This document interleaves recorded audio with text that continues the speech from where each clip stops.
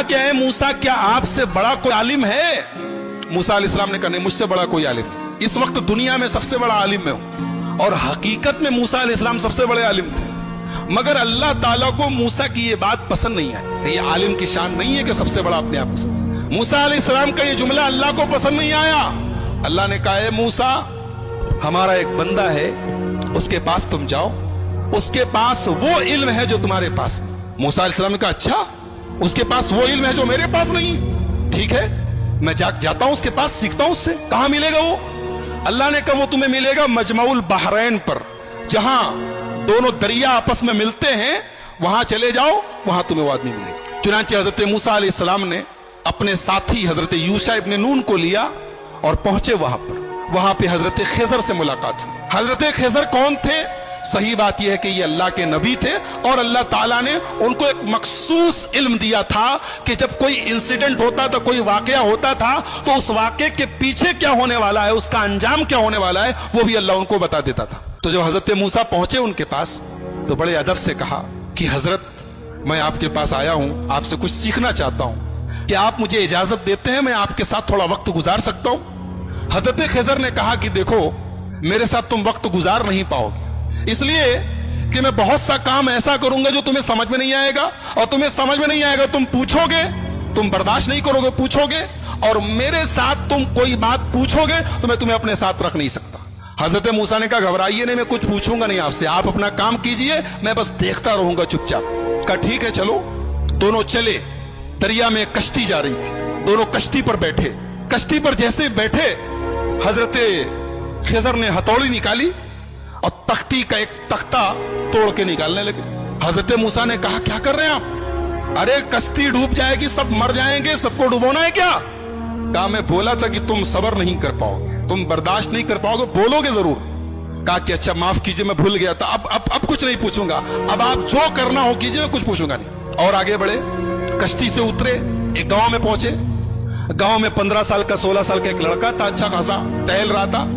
उसको हजरत खिजर ने पकड़ा, उसकी गर्दन घुमा दी, मर गया वो, वहीं पे मर गया वो। कहा रे अक़तल्त नफ्सन ज़किय्यतन बिग़ैरि नफ्स, एक मासूम बच्चे को मार डाला आपने। क़ाल अलम अक़ुल लक इन्नक लन तस्ततिय मइय सब्रा, कहा कि मैं जानता तो तुम सब्र नहीं कर पाओगे मेरे साथ, तुम बर्दाश्त नहीं कर पाओगे। कहा अच्छा माफ कीजिए, अब आखिरी चांस दे दीजिए, अब अगर मैं कुछ पूछूंगा आप मुझे छोड़ दीजिए, आप अपने रास्ते में अपने रास्ते। कहा ठीक है। आगे पहुंचे, एक गांव में गए, एक बस्ती में गए, दोनों भूखे प्यासे थे।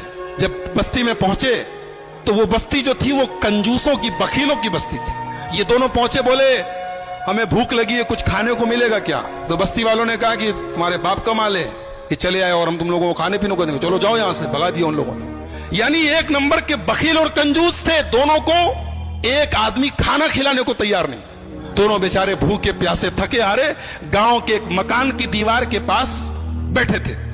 अचानक दीवार गिरने लगी, हजरत खिजर खड़े हुए और अल्लाह ने उनको एक मखसूद ताकत दी थी। दीवार गिर रही थी, उन्होंने खड़े होकर दीवार को सीधा कर दिया। हालांकि वो अकेले एक आदमी के बस की चीज नहीं थी, लेकिन अल्लाह ने उनको पावर दिया था, उन्होंने खड़े होकर दीवार ठीक कर दी। मूसा अलैहिस्सलाम जलाली पैगंबर थे, पहले ही गुस्से में थे, उन लोगों ने खाना और पानी तक नहीं पूछा था, मेहमान नवाजी नहीं की थी।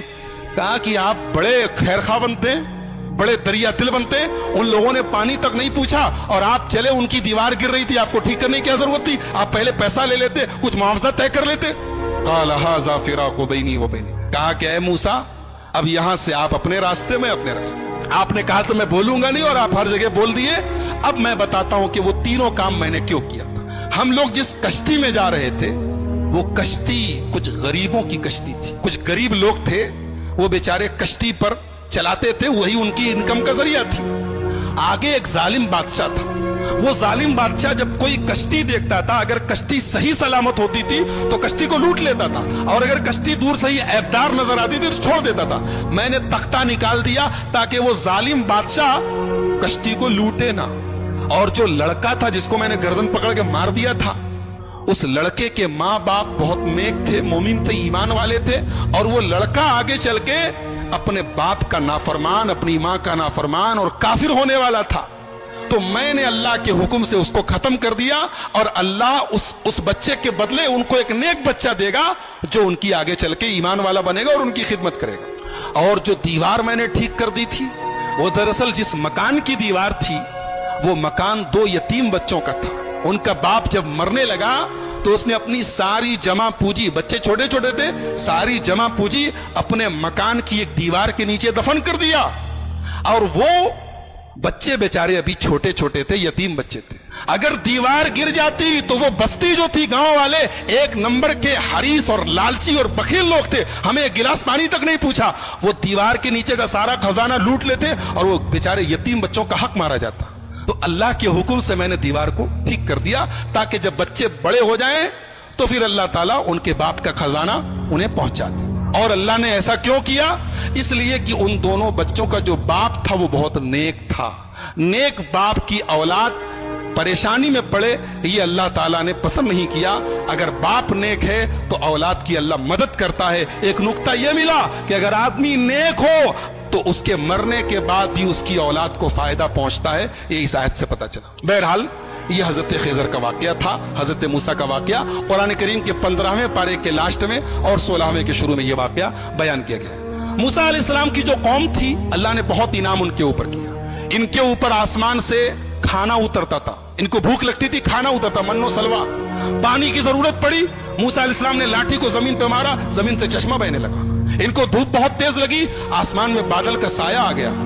लेकिन जितनी अल्लाह ने इनको सहूलत दी, आराम दिया, उतनी ही ये कौम नाफरमान हो गई। जब फलस्तीन करीब आ गया तो मूसा अलैहिस्सलाम ने अपने साथियों से कहा, बनी इसराइल से, कि चलो हम फलस्तीन में चलें और वहां पे एक जालिम लोगों की हुकूमत है, अमालेका की हुकूमत है, हम उनसे जिहाद करें, उनसे लड़े।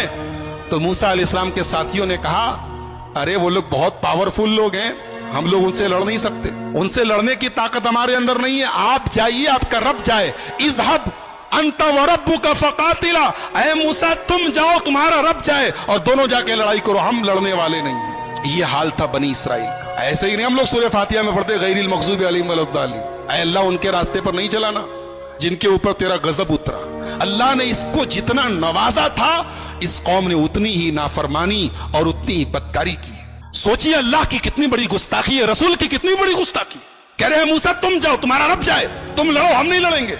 और दूसरी तरफ हमारे प्यारे नबी जनाब मोहम्मद रसूलुल्लाह सल्लल्लाहु अलैहि वसल्लम जब ग़ज़वा बद्र के मौके पर अपने सहाबा से मशवरा करते हैं, अपने सहाबा से मशवरा करते हैं और अपने अंसारी सहाबा से पूछते हैं कि तुम लोग क्या करोगे? तो अंसारी सहाबा कहते हैं, अल्लाह के नबी, हम कोई मूसा के साथी थोड़ी हैं जो कह दे कि आप जाइए, आप लड़िए, हम बैठे रहेंगे।